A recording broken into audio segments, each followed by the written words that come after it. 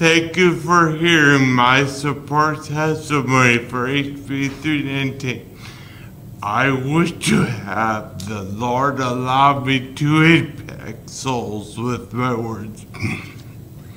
I was a father, a husband, a pharmacist, and healthy person prior to being coerced into receiving the COVID vaccine. I understood that attending my daughter's volleyball game would require the vaccine. As a doctor of pharmacy, I had negative opinions about COVID prevention. I would never have taken the vaccine voluntarily. My last healthy memories involve enjoying Christmas time with my family.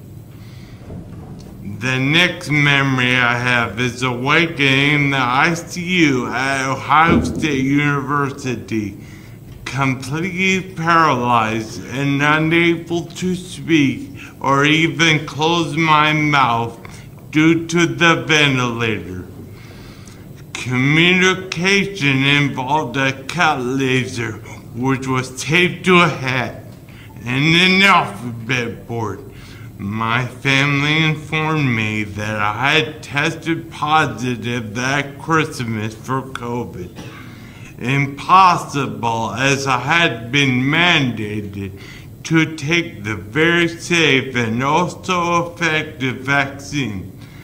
COVID was only found in my spinal fluid.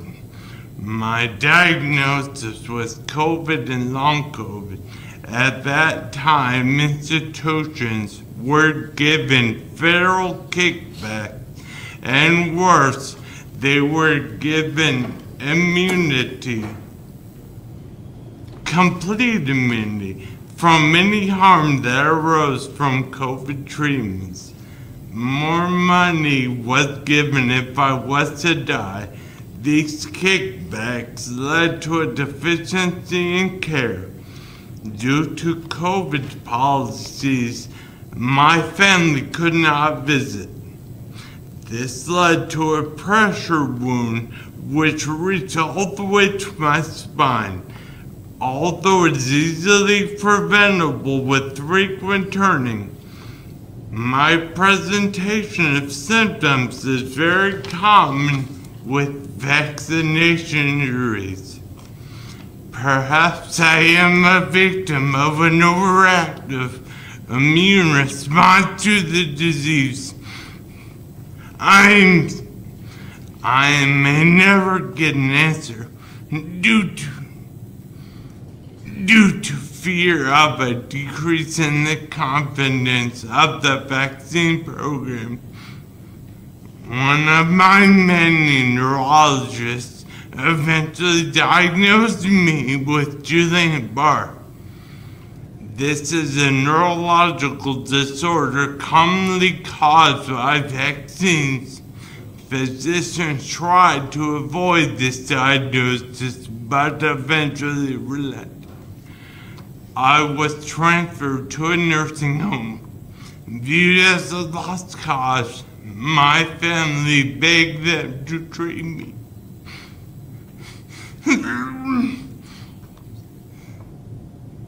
Luckily, I began making positive steps. I credit family support and the abundance of prayers for my slow but undeniable progress.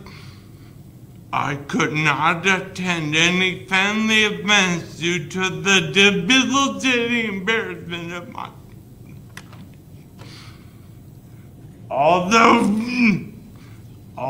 vaccines have benefits, I am personally aware that they can and do cause harm.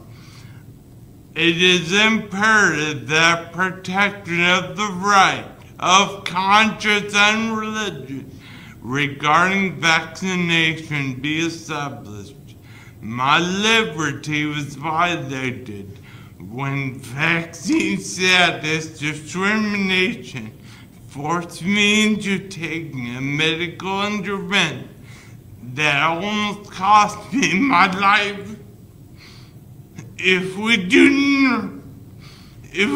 not have the right to decline a known risk of death without facing discrimination or loss of employment, then we're no longer free. I implore the committee to vote yes on HB 319.